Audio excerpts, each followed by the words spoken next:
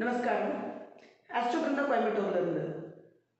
நம்ம ஒவ்வொருத்தரோட வாழ்க்கையிலையும் விவரம் தெரிஞ்சதுலேருந்து சின்னதுலேருந்தே நமக்கு எல்லாருக்கும் ஒரு சந்தேகம் இருக்கும். எனக்கு மட்டும் ஏன் இப்படி, எனக்கு மட்டும் ஏன் இப்படி அப்படின்னு ஒவ்வொரு விஷயத்துலையும் நம்ம கம்பேர் பண்ணி இந்த ஒரு கேள்வி நமக்குள்ளே கேட்டுக்கிட்டே இருக்கும். என்கிட்ட வர கிளைண்ட்ஸும் அப்படி தான். நானும் விவரம் தெரியாத போது நிறைய அந்த கேள்வி கேட்டிருக்கேன். ஏன் என் லைஃப்பில் மட்டும் இப்படி, ஏன் எனக்கு மட்டும் இப்படி அப்படின்னு.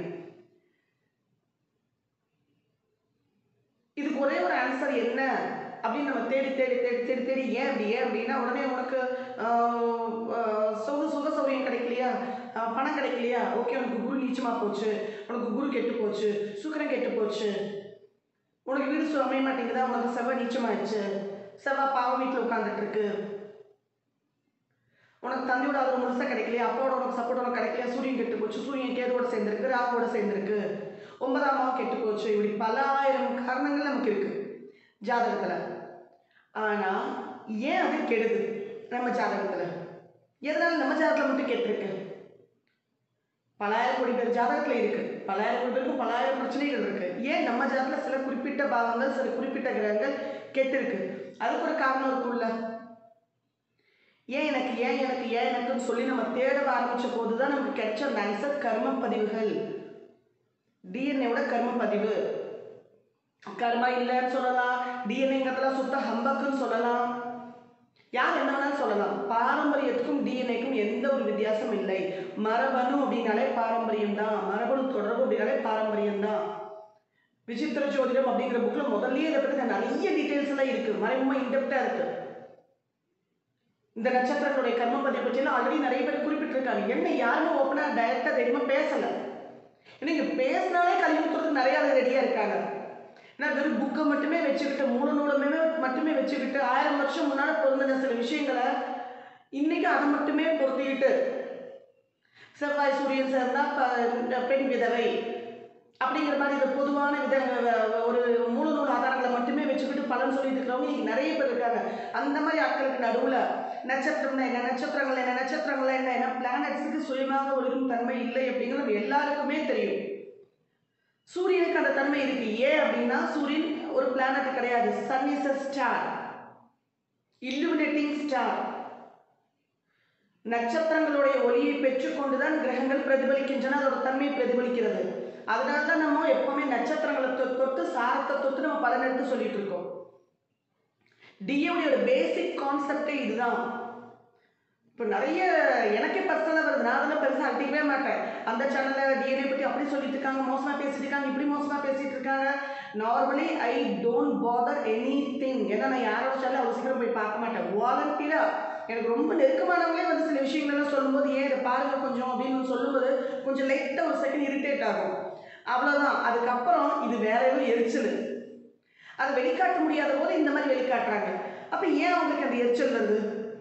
அப்போ அவங்க எந்த இடத்துல தோல்வி அடைஞ்சிருக்காங்க? அவங்க வாழ்க்கையில் ஏதோ இடத்துல தோல்வி அடைஞ்சு இதே ஜோதிடத்தில் அவங்க தோல்வி அடைஞ்சிருக்காங்க, அவங்களால மேலே வர முடியல அப்படிங்கும் போதெல்லாம் அவங்களுக்கு அந்த எரிச்சல் வரும். அப்போ ஜோதிடத்தில் தோல்வி அடையணும், அவங்களோட பேச்சுக்கு பலம் இருக்கக்கூடாது, அவங்க பேச்சுக்கு ரெகக்னிஷன் சொசைட்டியில் கிடைக்கக்கூடாது அப்படின்னா அதுக்கு என்ன, அப்போ என்ன கிரகம் பலவீனப்பட்டிருக்கணும்? புதன். சிம்பிள். உடனே புதன் அஸ்தங்கம் அடைஞ்சாதான் அப்படி ஆகுது, புதன் நீச்சம் அடைஞ்சாதான் அப்படி ஆகுது. புதன் நீச்சம் அடைஞ்சா அவங்க பல்துறை வித்வான், பல டிகிரிஸ் பார்க்குற தகுதி புதன் நீச்சம் பெற்றவங்க கிட்ட இருக்கு. நாலேஜ் ஓரியன்ட், அவங்க பெர்ஃபெக்ட். 25-30 டிகிரி வச்சுக்கிற கம்பம் முருகன் நம்ம க்ளோஸ் ஃப்ரெண்டு. புதன் டோட்டலாக டேமேஜ் ஆனாரு, அசந்து போயிடுவோம். பாயிண்ட்ஸ் பேசுவாருன்னா அப்படி பேசுவார். டிஎன்ஏ கிளாஸ் அட்டன் பண்ணியிருக்காரு அவர், அங்கே தான் நாங்கள் ஃப்ரெண்ட்ஸ் ஆனது முதல்ல. ஆனால் ஏன் ஒரு கிரகம் அந்த மாதிரி ஒரு பிரச்சனையை கொடுக்குது? ஏன் சிலருக்கு சில ஐடென்டிஃபிகேஷன் கொடுக்க மாட்டேங்குது? ஏன் சிலருக்கு சுக வாழ்க்கையை கொடுக்க மாட்டேங்குது? ஏன் சிலருக்கு நல்ல கணவன் கொடுக்கல? ஏன் சிலருக்கு நல்ல மனைவியை கொடுக்கல? ஏன் சிலருக்கு நல்ல தாய் தந்தையை கொடுக்கல? ஏன் சிலருக்கு நல்ல குழந்தைகளை கொடுக்கல? ஏன் குழந்தைகளே கொடுக்கல? எனக்கு எல்லாமே இருக்கு, எனக்கான பண வசதி மட்டும் இல்லை. ஏன்? இது எல்லாமே நம்மளோட கடந்த பிறவி கர்ம வினைகள் மட்டுமே. நாம் என்ன விதத்தில் ஒரு செயலை செஞ்சுட்டு வந்திருக்கோமோ, பணத்தால் இருக்கலாம், பொருளால் இருக்கலாம், உடலால் இருக்கலாம், எண்ணங்களால் இருக்கலாம், வார்த்தைகளால் இருக்கலாம். மனசா வாச்சா கர்மனக. இப்படி கண்ணால பார்த்த ஒரு பக்கம் புறமப்பட்ட அது ஒரு கர்மா, லைட்டை பொறுமினம்னா அது ஒரு கர்மா, மனதார ஒருத்தரை வாழ்த்துனோம்னா அது ஒரு கர்மா, ஒருத்தர் நல்லா இருக்கிறதுக்கு உதவி செஞ்சா அது ஒரு கர்மா. ஒவ்வொரு செகண்டும் தான் கர்மா, வெறும் கெட்டது மட்டும் கர்மா கிடையாது. அதனால எப்போ சொல்றது நான், யோகமெல்லாம் யோகம் கிடையாது, தோஷமெல்லாம் தோஷம் கிடையாது. அது நம்ம ஜாதகம் என்ன மாதிரி ரியாக்ட் பண்ணுது. எனக்கு இந்த ஜென்மத்துல தந்தையோட ஆதரவு முழுசா கிடைக்கல அப்படின்னா நான் பிறந்த தந்தைக்கு செய்ய வேண்டிய கடமையில சரிவர செய்யல. அப்ப இந்த ஜென்மத்துல தந்தை ஒன்னா பயன்படாத ஆளா இருக்கணும். நமக்கு எல்லாருக்கும் நல்லவா இருக்கணும், எனக்கு மட்டும் நல்லவா இருக்கக்கூடாது. சின்னதுலேயே தந்தையை பறி கொடுத்துருவேன். இல்ல தந்தைக்கும் எனக்கும் உள்ள கருத்து ஒற்றுமையை பிரிச்சு கருத்து வேறுபாடு ஏற்படுத்தி கொடுத்துருவோம். நான் போன ஜென்மத்தில் எனக்கு கட்டிக்கிட்டவங்களுக்கு செய்ய வேண்டிய கடமையில சரிவர செய்யாதனால தான் எனக்கு இந்த ஜென்மத்தில் கலத்திரம் பாதிக்கப்பட்டிருக்கு, பாதிக்கப்படும். நான் போன ஜென்மத்தில் தாய்க்கு செய்ய வேண்டிய கடமையில சரிவர செய்யாதனால தான் எனக்கு இந்த ஜென்மத்தில் தாய் சரிவர அமையாது. தாய் இல்லாம போகும், தாய் இருந்தும் இல்லாம பிரயோஜனப்படாம போகும். இந்த தாய்க்கும் எனக்கும் எக்ஸ்ட்ராடனரி கருத்து வேறுபாடு கொடுக்கும். அம்மா பெண்ணே அம்மா மகனே எதிரிகளா மாறுவாங்க. சகோதரருக்கு நல்லது செய்யாம சகோதரர்களுக்கு தீமை செஞ்சு அவங்களோட சொத்தையே நான் அபகரிச்சு அந்த மாதிரி நெகட்டிவிட்டி படத்துல பண்ணியிருந்தாலே எனக்கு இந்த ஜென்மத்துல சகோதரர்களே எதிரிகளாக மாறுவாங்க. இல்லை எனக்கு சகோதர சம்பந்தமே இல்லாம போயிடும். செவ்வாயோட கர்ம பதிவா மாறிடும். நான் இந்த ஜென்மத்துல ரொம்ப நல்லவன். நான் என் அண்ணன் கூட பிறந்த அண்ணன் கூட பிறந்த தம்பிங்களுக்குலாம் நான் என் உசிரியே கொடுக்குறேன். அவங்க என்னை மதிக்கவே மாட்டேங்கிறாங்க. எனக்கு பதில் துரோகம் தான் செய்யறாங்க, என்னை ஏமாத்துறாங்க. காரணம் என்ன? போன ஜென்மத்துல நம்ம செஞ்ச கர்மா. இந்த ஜென்மத்துல எவ்வளவு தங்கமா இருந்துட்டு போங்க, அதோட பலன் அடுத்த ஜென்மத்துல கிடைக்க போகுது. As we sow, so we reap. Okay, பழைய ஜென்மத்தில் தவறு பண்ணியிருக்கேன், அதுக்கு இந்த ஜென்மத்தில் எனக்கு சரியான திருமண வாழ்க்கை அமையல, எனக்கு சரியான தாய் தந்தை கிடைக்கல, சரியான வகையில் சம்பாத்தியம் கிடைக்க மாட்டேங்குது, என் வாக்கு பலிதமாக மாட்டேங்குது, என் வாக்குக்கு மரியாதை இருக்க மாட்டேங்குது, எனக்கு ப்ராப்பர் ரெக்கக்னிஷன் சமூகத்தில் கிடைக்கல. ஓகே டன், அதை அப்படியே நான் அக்செப்ட் பண்ணிக்கிறேன். இந்த ஜென்மத்தில் அதே தவிர நான் திருப்பி செய்யாமல் இருக்கேன். போன ஜென்மத்தில் கட்டினவங்களை ஏமாத்திருக்கேன், இந்த ஜென்மத்தில் அதை செய்யாமல் இருக்கேன். அதுக்கான தண்டனை மட்டும் அனுபவிச்சுக்கிறேன். நான் போன ஜென்மத்தில் 2 அடி அடிச்சிருக்கேன், இந்த ஜென்மத்தில் 2 அடி திருப்பி வாங்கிக்கிறேன். ஆனால் திருப்பி நான் அடிக்காமல் இருக்கேன், அதுக்கு ரியாக்ட் பண்ணாமல் இருக்கேன். இப்படி தான் கர்மா பாசிட்டிவாக கழியும். போன ஜென்மத்தில் நான் 4 அடி அடிச்சிட்டேன், இந்த ஜென்மத்தில் நான் 4 அடி வாங்குறேன். வாங்கி அமைதியாக ரியாக்ட் பண்ணாமல் இருந்தேன் அப்படின்னா அந்த இடத்துல அந்த கர்மா கட் ஆகுது. திருப்பி நான் பதிலுக்கு அடித்தேன் அப்படின்னா அந்த கர்மா திருப்பி ஆட் பண்ணிட்டு இருக்கேன். திருப்பி அடுத்தது நடிக்கிறது திருப்பி ஒருத்தன் பிறப்பான். கர்மாவை கட் பண்ணுறது மோட்சம் முக்தினால பேசுறதுல அதுக்கு இதுதான் ஒரே சிம்பிள் எக்ஸாம்பிள். இதுதான் நான் தப்பு பண்ணிட்டேன், அதுக்கு அடி வாங்குறேன். நான் ரியாக்ட் பண்ணாமல் இருக்கேன், சங்கடப்படுறேன், மனசை வேதனைப்படுறேன், முடியலன்னு குமுடி அழுகிறேன். அதோட சரி. நான் பதிலுக்கு ரியாக்ட் பண்ணி திருப்பி எதிராளியை நோக்கடிச்சேன் அப்படின்னா அந்த கர்மாவை திருப்பி நான் ஆட் பண்ணியிருக்கேன். அதை கழிக்க திருப்பி நான் அடுத்த ஜென்மத்தில் பிறக்கணும். அதுக்கு என்ன பண்ணியிருக்கு, திருப்பி ஒரு ஆள் வரணும். நம்ம சினிமாலாம் பார்த்துருப்போம், மகன் அப்படம் வெட்டுவான், அவங்க அப்படம் வெட்டினாலும் இவனோட மகன் அவங்க அப்படம் வெட்டுவான், இவனோட பேரன் இவனை வெட்டுவான். இந்த மாதிரி கர்மா ரிப்பீட்ஸ். அதெல்லாம் எக்ஸாம்பிள் எடுத்துக்கணும் நம்ம. அதே தான் ப்ராக்டிக்கல் லைஃப்லையும் எந்த விதத்தில் ஒரு செயலை செஞ்சிருக்கோமோ அதே விதத்தில் அதோட பலன் அனுபவிக்கணும். எனக்கு தந்தையோட ஆதரவு முழுசாக கிடைக்கல, நான் கொஞ்சம் தந்தை செய்ய வேண்டிய கடமையில சரிவர செய்யலை. நான் அஸ்வினி அனுஷம் ஆயிரம் புரட்டாதியோட கனெக்ட் ஆயிடுச்சு. சூரியன் தோஷத்தையும் பற்றி சூரியனுமே அதில் நின்றுச்சு. அப்போ அப்பாவோட ஆதரவு எனக்கு கிடைக்கக்கூடாது. அப்பா இருந்தும் இல்லாத மாதிரி இல்லை, எனக்கு அப்பா இல்லை, அப்பா இருக்காரு, ஆனால் எனக்கு எதிரியா இருக்காரு, என்ன தவிர எல்லாருமே அன்பு செலுத்துறாரு. செலுத்திட்டு போட்டும், ஆனால் நீங்கள் உங்கள் அன்பு தவறாமல் செலுத்துங்க, உங்கள் கடமையை அவருக்கு செய்யறதுலேருந்து தவறிடாதீங்க. இல்லை எங்கள் அப்பா என்னை ஒதுக்கியே வச்சுட்டாரு, ஒதுக்கி வச்சுட்டு போறாரு, ஒரு கஷ்டத்தில் நிற்கிறேன்னு அடுத்த செகண்ட் போய் அட்டண்டன்ஸ் போடுங்க, அவருக்கு தேவையான போது அவரை போய் அட்டன் பண்ணுங்க, அது பரிகாரம். இதை விட்டுட்டு நான் எந்த கோயிலுக்கு போனால் எனக்கு பரிகாரம் ஆகும், எந்த கல்லை போட்டால் எனக்கு பரிகாரம் ஆகும் இப்படின்னு கேட்டுட்டு இருந்தோம்னா ஆயுசு முழுக்க 100 ஜோசியரை பார்த்து அதற்கான பரிகாரத்தை தேடி போயிட்டே இருக்க வேண்டியதுதான். எந்த விதத்தில் ஒரு செயலை நிகழ்த்தி இருக்குமோ அதே விதத்தில் அதோட பலாபலன் அனுபவிக்க வேண்டும். அதற்கு பதிலாக நல்ல செயல்களை நல்ல கர்மாக்களை கூட்டிக் கொண்டு அடுத்த பிறவியில் இன்னும் வெயிட்லெஸ் பிறவியாக பிறக்கணும். முக்தி மோட்சம் இதனோட ஜாதகம் முக்தி ஜாதகமா? கேது 12 இருக்கு. முக்தி ஜாதகமா? கேது 12 போன ஜென்மத்தில் அயனசேன போகஸ்தானம். Already I have experience a lot. நிறைய என்ஜாய் பண்ணிட்டேன், நிறைய பார்த்துட்டேன், ஸ்பிரிச்சுவலி நிறைய இன்டெப்த்து போயிட்டேன். எனக்கு இந்த ஜென்மத்தில் அதை பற்றி கூட கவலை இல்லை அப்படின்னா தான் கேது 12 வந்து உட்காரும். ராகு 12 உட்கார்ந்துருக்கா? எனக்கு போன ஜென்மத்தில் திருப்தியே கிடையாது. நல்ல ஃபுட்டு, நல்ல செக்ஸ், நல்ல ஸ்லீப் கிடைக்கும், எதுவுமே இல்லை, பெட் ப்ரெஷர் எதுவுமே கிடைக்கல. எனக்கு இந்த ஜென்மத்தில் அது எவ்வளோ கிடைச்சாலும் பத்தாது. சிம்பிள் கான்செப்ட், அவ்வளோதான். முக்தி மோட்சம் அப்படின்னா பற்றற்ற தன்மை. எது நடந்தாலும் சரி, எது நடக்காட்டியும் சரி, எது கிடைச்சாலும் சரி, எது கிடைக்காட்டியும் சரி, நான் இப்படியே தள்ளி நின்று வேடிக்கை பார்ப்பேன். என்னோ எதை இருந்தாலும் இப்படி நின்று வேடிக்கை பார்ப்பேன், தள்ளி நின்று வேடிக்கை பார்ப்பேன் அப்படின்னு அந்த மனநிலை வர வர வர வர தான் அந்த ஆத்மா ஒவ்வொரு பிறவியில் ஒவ்வொரு 0.1% முக்தி மோட்சத்தை நோக்கி போகும். பல லட்சம் பிறவிகள், பல கோடி பிறவிகள் ஒரு ஆத்மா எடுக்க வேண்டியிருக்கு. பல கோடி ஆன்மாக்கள் ஒரு ஆத்மா தான் வெடிச்சு செதறும். முக்தி மோட்சத்தை நோக்கி போகும், பிரபஞ்சத்தோட கலக்கும்.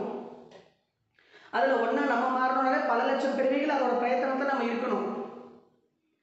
இந்த ஜென்மத்தில் அஸ்வினி மகம் மூலத்தோட உங்கள் ஜாதகத்தில் ஏதாவது கிரகம் கனெக்ட் ஆச்சு அப்படின்னா ஏதோ ஒரு விஷயத்துலேருந்து உங்களை டிட்டாச் பண்ணிகிட்டே வருதுன்னு அர்த்தம். சந்தோஷப்படுங்க. அதாவது அந்த பாவத்தை உங்களுக்கு சந்தோஷத்தை கொடுக்க மாட்டேங்குது. கேது நட்சத்திரத்தில் ஒரு கிரகம் இருந்துச்சு அப்படின்னா உங்களை பற்றற்ற நிலைக்கு வர சொல்லுது. அது நம்மளா வந்துட்டோம் அப்படின்னா சேஃப். இல்லாத எல்லாத்தையும் காட்டி காட்டி காட்டி நம்மளை கட் பண்ணிகிட்டே இருக்கும். அந்த பற்றை கொடுத்து கட் பண்ணி வைக்கும். அப்போ இந்த சின்ன சின்ன விஷயங்கள், இந்த சின்ன சின்ன சூட்சுமத்தை புரிஞ்சுக்கிறதுக்காக மட்டும்தான் நம்ம அஸ்ட்ராலஜி பார்க்குறோம், ஜாதகத்தை பார்க்குறோம், அஸ்ட்ராலஜரை போய் அணுகுறோம். இது பிரச்சனைன்னு சொல்லிட்டேன், இதுலேருந்து எப்படி வெளியே வருது அப்படின்னு அனுபவிச்சு தான் வெளியே வரணும். நான் யாரையும் குத்தமே சொல்லலை. இந்த யதார்த்தத்தை புரிஞ்சுக்கோங்க. ஜோதிடத்தையோ ஜோதிடரையோ யாரும் இழிவாக பேசாதீங்க. ஒருத்தரோட இன்னொருத்தரை கம்பேர் பண்ணாதீங்க. இது என்ன இன்சல்ட் பண்ணுறதோ, என்னோட சிஸ்டம் டிஎன்ஏ இந்த சிஸ்டம் இன்சல்ட் பண்ணுறதோ, நட்சத்திரங்கள் இன்சல்ட் பண்ணுறதோ, இதை பற்றிலாம் எங்களுக்கு கவலையே இல்லை. ஜோதிடத்தையோ ஜோதிடரையோ இருந்தால் புதன் தோஷம் வரும். அடுத்த ஜென்மத்தில் நரம்புமண்டலம் பாதிக்கப்பட்ட குழந்தையா பிறக்கலாம், இல்லை நமக்கு நரம்புமண்டலம் பாதிக்கப்பட்ட குழந்தைய பிறக்கலாம், நமக்கு கல்வி தடைபடலாம், ஸ்கின் அலர்ஜி வரலாம், குருமாரில் நிந்திக்கிறோமா, நமக்கு ஃபினான்ஸ் போயிடலாம், வட்டி கொடுத்து நம்ம பொழிஞ்சுக்கலாம், நமக்கு குழந்தைகள் இல்லாமல் போகலாம், பெண்களை இழிவுபடுத்துறோமா, பெண்களை அசிங்கப்படுத்துறோமா, நமக்கு சுக்கரதோஷம் ஏற்படும் அடுத்த பிறவியில், நமக்கு கல்யாணம் ஆகாமல் போகலாம், நம்ம கட்டிக்கிட்டோம், நமக்கு துரோகம் பண்ணலாம், மேரேஜ் லைஃப் டோட்டலாக டிஸ்ட்ரக்ஷன். ஒவ்வொரு ரிலேஷன்ஷிப்பும் நம்மளை யூஸ் பண்ணுற மாதிரி ஆகிடும் நம்ம நிலைமை. அடுத்தவங்களை சோஷியலில் சமூகத்தில் அடுத்தவங்களை அசிங்கப்படுத்துகிறோமா, தந்தைக்கு செய்ய வேண்டிய கடமையில சரிவர செய்யாமல் இருக்கோமா, வயதானவங்களை நோக்கடிக்கிறோமா, ஆண்களை நோக்கடிக்கிறோமா, அடுத்தவங்களோட ஆரோக்கியத்தில் போய் தவறான வழிகாட்டுதல் பண்ணி அவங்க நோய்க்கு அவங்களுக்கு ஏற்படுறது நோய் பெருகிறதுக்கு நம்ம காரணமாக இருக்குமா, சூரிய தோஷம். அடுத்த ஜென்மத்தில் உடல் நோய் குன்றியவர்களாக நம்ம பிறப்போம், உடல் ஆரோக்கியம் இல்லாதவர்களாகவும் நம்ம பிறப்போம். நம்ம பெயர் புகழ் அடையாளம் அங்கீகாரம் ஆரோக்கியம் அஞ்சையும் சூரியன் மறைச்சு அடிச்செடுத்துட்டு போயிடும். எமோஷனல் நிறைய பேருக்கு மென்டல் டார்ச்சர் கொடுக்குறோமா, அடுத்தவங்களோட மனசு போட்டு நச்சரிக்கிறோமா, தாய்க்கு செய்ய வேண்டிய கடமையில் இவர் இந்த ஜென்மத்தில் செய்யாமல் இருக்கோமா, அடுத்த ஜென்மத்தில் சந்திரதோஷோட பிறப்போம். நம்ம லக்னமோ சந்திரோ லக்னாதிபதி பரணி மகம் கேட்டை உத்தரக்காதியில் போய் நிற்கும். எமோஷனல் டார்ச்சருக்குள்ள போய் நம்ம விழுகணும். கோபம் வேகம் கட்டுக்குள்ள வைக்காமல் இருக்கோமா, வார்த்தைகளாலும் கைகளாலும் நிறைய பேர் அடிச்சு அசிங்கப்படுத்தி ஃபிசிக்கலி வெர்பலி அப்யூஸ் பண்ணுறோமா அடுத்தவங்களை, செவ்வாதோஷத்தோட பிறப்போம். அதே கோபம் வேகம் நம்மளோட மண்ணோட மண்ணை அடுத்த ஜென்மத்தில் புதைச்சிடும். சட்டம் நம்மளை கேள்வி கேட்கும். சூரியனும் செவ்வாய் தோஷம் வந்தால் போலீஸும் கவர்மெண்ட்டும் கேள்வி கேட்கும். எஸ்கேப்பே ஆக முடியாது. அங்கிருந்து 100 பேர் ஹெல்மெட் எல்லாம் போவோம், நம்மளை மட்டும் நிற்க வச்சு ஃபைன் போடுவோம். அது செவ்வாதோஷம். கார்த்திகை ரேவதி பூரம் மூலம் நம்ம ஜாதகத்தோட கனெக்ட் ஆகிருக்கும். நட்சத்திரங்கள் கட்டம் பொய் பேசாது, கட்டங்கள் பொய் சொல்லாது, நட்சத்திரங்கள் பொய் சொல்லாது. எதுக்கு உட்காந்துருக்கிறோம் பொய் சொல்லுவோம், நம்ம பொய் சொல்லுவோம். கட்டம் பொய்ச்சே போகாது. அது அந்த சீட்டில் உட்காந்து நம்ம ஒவ்வொரு ஜாதகத்தையும் ஓப்பன் பண்ணும்போது நமக்கு தெரியும் நம்ம என்னெல்லாம் பண்ணிட்டு இருக்கோம், எதுக்கு என்ன பண்ணிட்டு இருந்தாலும் எந்த மாதிரி சுச்சுவேஷன் முன்னால் வந்து உட்கார்றாங்க. அதுமா இருக்க தெரியும். யாருமே சுகமா இல்லைங்க கலியுகத்தில். அவனுக்கு அவனுக்கு செஞ்ச கர்மா கேட்டவரை அங்கங்கே ஆஃபர் ரெடியே வச்சிருக்கு. அதனால் ஒருத்தரை பார்த்து பொறாமப்படுறதோ, ஒருத்தரை பார்த்து பொறுமறதோ எதுவுமே வேண்டாம். அவங்கவுங்க செஞ்ச கர்மா அவங்கவுங்க முதுகில் ஏறிக்கிட்டே இருக்கு. நம்ம எதுக்காக பிறந்திருக்கோம், நம்ம கொடுப்பினை என்ன, அதை அனுபவிச்சுட்டு அதை நல்ல முறையில் கழிச்சுட்டு பிரச்சனைகள் வந்தால் அதை அக்செப்ட் பண்ணி ஃபேஸ் பண்ணிட்டு இனிமேல் அந்த பிரச்சனைகளை தொடராமல் நம்ம பாதையை சீரமைச்சிட்டு போயிட்டே இருக்கணும். நம்மளும் நல்லா இருக்கணும், நம்மளால 4 பேர் நல்லா இருக்கணும், அந்த பாதையை சீரமைச்சிட்டு போனால் அதுதான் பரிகாரம். எனக்கு செவ்வாதோஷம் போன ஜென்மத்தில் நான் வேலை அடுத்த கூட பிறந்தவங்களுக்கு சொத்தை அபகரிச்சிருக்கேன், ஒருத்தருக்கு வேலை கிடைக்காம பண்ணியிருக்கேன். இந்த ஜென்மத்தில் எனக்கு வேலை இருக்கோ இல்லையோ நான் அடுத்தவனுக்கு ஹெல்ப் பண்ணிகிட்டே இருக்கேன். அடுத்தவனுக்கு வேலை கிடைக்க, அடுத்தவனுக்கு கல்யாணமாக, அடுத்தவனுக்கு கணவன் மனைவி கிடைக்க, அடுத்தவங்க வீடு வாங்க, அடுத்தவங்க பஞ்சாயத்து ஏற்பாடு அதை சமூகமாக சுமூகமாக தீர்த்து வைக்கிறதுக்கு இந்த மாதிரி விஷயங்கள் இறங்கியாச்சுன்னா அந்த செவ்வாய் ஆட்டோமேட்டிக்காக பாசிட்டிவாக மாறிடும். அந்த கோபம் வேகம் சரியான விதத்தில் செயல்படும். இதுதான் பரிகாரம். நான் கோயிலாக போகிறேன், எனக்கு எதுவுமே சரியாகலை, நான் காலையில் இந்த ஸ்லோகம், மத்தியானம் இந்த ஸ்லோகம், சாயங்காலம் இந்த ஸ்லோகம் சொல்கிறேன், எனக்கு எதுவும் சரியாகலை, மாதம் 10 நாள் விரதம் இருக்கு, எனக்கு எதுவும் சரியாகலை. எப்படி சரியாகும்? எந்த இடத்துல செஞ்சோமோ அதே இடத்துல தான் கழிச்சாகணும். கோயில் பரிகாரங்கள் நம்ம ஆத்மாவை பலப்படுத்துறதுக்கு, ஒரு ஸ்ட்ரென்த் கொடுக்கறதுக்கு, அனஸ்தீஷியா. அங்கே போய் அந்த வைப்ரேஷனை வாங்கிட்டு வந்தோம். எத்தனை அபிஷேகம் பண்ணியிருப்பாங்க, எத்தனாயிரம் பேர் அங்கே வந்துட்டு போயிருப்பாங்க, எவ்வளோ பூஜைகள் நடந்திருக்கு, எவ்வளோ தீபாவளி, எவ்வளோ ஆர்த்தி நடந்திருக்கு. அந்த எனர்ஜி நம்ம ரிசீவ் பண்ணிக்கிறோம், நம்மளை பலப்படுத்திக்கிறோம், அனஸ்தீஷியா. அதுக்கப்புறம் நம்ம எப்படி நம்ம கர்மாவை செய்யறோமோ அதை பொறுத்து தான் திருப்பி பலன் ஏற்பட போகுது. மந்திர உச்சாரணங்களுக்கு எப்பவுமே பவர் உண்டு. நம்மளை சுற்றி அவரை கிளென்ஸ் பண்ணிகிட்டே இருக்கும். அதோ அந்த க்ரீம் அந்த க்ரீம் அந்த க்ளீம், ஒவ்வொரு மந்திரமும் நம்மளை சுற்றி ஒரு ஆராவை கிரியேட் பண்ணிகிட்டே இருக்கும், ஒரு ஷீல்டை உருவாக்கிட்டே இருக்கும். அதனால அந்த மந்திரங்களுக்கு அதிக முக்கியத்துவம் கொடுங்க, அக்னிக்கு நிறைய முக்கியத்துவம் கொடுங்க. அக்னிக்கு எல்லாத்தையும் கழிக்கிறதுக்கு வல்லமை இருக்குது, கர்மாவை பொசுக்கிறதுக்கு அக்னிக்கு வல்லமை இருக்குது. அதனால இந்த மாதிரி சிஸ்டம்ஸை நம்ம டிஎன்ஏ படிக்கிற நம்மளும், இந்த டிஎன்ஏ முறையில் பலன் சொல்கிற நம்மளும் இந்த மாதிரி பரிகாரங்கள் நம்ம சொல்கிறோம். தயவுசெய்து ஜோதிடர் அணுகும்போது இது வந்து தப்பிக்கிறதுக்கு என்ன வழின்னு கேட்காதீங்க. என்ன பண்ணியாச்சுன்னா இந்த தவறுகள்லேருந்து நான் வெளியே வரலாம், போன ஜென்மத்தில் என்ன பண்ணியிருக்கேன், எதனால் எனக்கு இந்த மாதிரி ஒரு அமைப்பு வந்திருக்கு, இதை மட்டும் கேட்டுக்கோங்க. இப்படி தான் உன் கொடுப்பினை அப்படின்னா அந்த கொடுப்பினை அக்செப்ட் பண்ணிக்கோங்க. அக்செப்டிங் த ரியாலிட்டி இஸ் விதியை மதியால் வெல்லலாம். இதுதான் என் விதின்னு தெரிஞ்சு போச்சு. அதை அக்செப்ட் பண்ணிட்டு அதை அப்படியே சத்தமெல்லாம் பேலன்ஸ் பண்ணி மெயின்டைன் பண்ணி நான் எடுத்துகிட்டு போகிறேன் அப்படின்னா அதே பரிகாரம் ஆகிட்டு அதுக்கப்புறம் அந்த தோஷம் கொடுக்கக்கூடிய கிரகம் யோகத்தை கொண்டு வந்து கொடுத்துட்டு போயிடப்போகுது. காலை எந்திரிச்சோன்னு எனக்கு இந்த தாட் தான் வந்துச்சு. ஏன்னா நைட் லாஸ்ட்டாக பேசுகிற கிளைண்ட் ஃபோனில் எனக்கு கேட்டது அதுதான். நான் இந்த ஜிம்மத்தில் எதுவுமே பண்ணலையே, எனக்கு ஏன் இப்படி நிறைய இருந்தாலும் சொல்லியாச்சு. நான் போன ஜென்மத்தில் செஞ்சதுக்கான பல பிறவிகளை செஞ்சதுக்கான கர்மா, அந்த சஞ்சித கர்மாங்கிறது அவ்வளோ கோடிக்கணக்கான மூட்டை. அதுலேருந்து ஒரு பிஞ்சு எடுத்துட்டு இந்த பிறவியில் நம்ம வந்திருக்கோம். அந்த ஒரு பிஞ்சே நம்மளால இந்த ஜென்மத்தை தாங்க முடியல. இந்த ஜென்மத்தில் நம்ம நெகட்டிவ் சேர்த்த அடுத்தவங்களை பற்றி தவறாக பேச அடுத்தவங்களுக்கு தவறு இழைக்க அடுத்தவங்களுக்கு துரோகம் செய்ய அடுத்தவங்களை அழுக வைக்க எத்தனை நெகட்டிவ் கூட்டிகிட்டு இருப்போம்னு பாருங்கள். அதே நம்மளால் அடுத்தவங்க நல்லா இருக்காங்க, அடுத்தவங்களுக்கு நம்ம வழிகாட்டுறோம், அடுத்தவங்க ரொக்காட்டுறோம், அடுத்தவங்க நம்மளால சிரிக்கிறாங்க அப்படின்னா அது எவ்வளோ பாசிட்டிவாக போகும். முடிஞ்ச அளவுக்கு பாசிட்டிவ் கர்மாஸ் ஆட் பண்ணிக்கிட்டே போகும். நெகட்டிவ் கர்மாஸ் ஆட்டோமேட்டிக்காக குறைஞ்சிட்டு போகுது. அடுத்த பிறகு இன்னும் லைட்டான பட்டாம்பூச்சி மாதிரி ஒரு அழகான ஒரு மெல்லிசான ஆத்மாவை பிறப்போம். முக்தி மோட்சத்துக்கு கொண்டாட வழியை பற்றி ஒவ்வொரு பிறவிலுமே எக்ஸ்ட்ரா அடுத்த ஸ்டெப்னு வச்சுக்கிட்டே போவோம். அதுக்கு தாங்க ஜோசியம் பார்க்கறது. ஒரு விஷயத்தை இருக்கிறது இல்லாமல் பண்ணுறதும் இல்லாதது உருவாக்குறதுக்கும் ஜோதிடர் கிடையாது. கர்மா முன்னால் கடவுள்கள் நின்று பார்ப்பாங்க. எவ்விதத்தில் செஞ்சாலும் அதே விதத்தில் அனுபவிக்கும். ஏதாவது சப்போர்ட் வேணால் அதை தாங்கிக்கிறதுக்கும் நான் பலம் தரேன்னு சொல்லுறது தெய்வங்கள் சொல்லும். இல்லாமல் பண்ணுறதுக்கு கிடையாது. அது எஸ்பெஷலி கலியுகத்தில், துவாபர யுகத்தில், திரேதாயுகத்தில் அதெல்லாம் நடந்தது. அதான் பாசிபிலிட்டிஸாக இருந்தது. கலியுகத்தில் அப்படி கிடையாது. ஃப்ரீ வில் உனக்கு நான் கொடுத்துட்டேன், நீ உன் கர்மாவை நீயே ஆல்டர் பண்ணிக்கோ, என்ன வேணாலும் மாற்றிக்கோ, எப்படி வேணாலும் அதை அக்செப்ட் பண்ணிக்கோ, புதுசாக சேர்த்திக்கோ இல்லைன்னா குறைச்சிக்கோ, பேலன்ஸ் பண்ணி எடுத்துகிட்டு போ. இதெல்லாமே நம்ம கையில் கொடுத்தாச்சு. நீ அதை எப்படி சாமர்த்தியம் எடுத்துகிட்டு போகிறோங்கிறது நம்ம கையில் இருக்குது.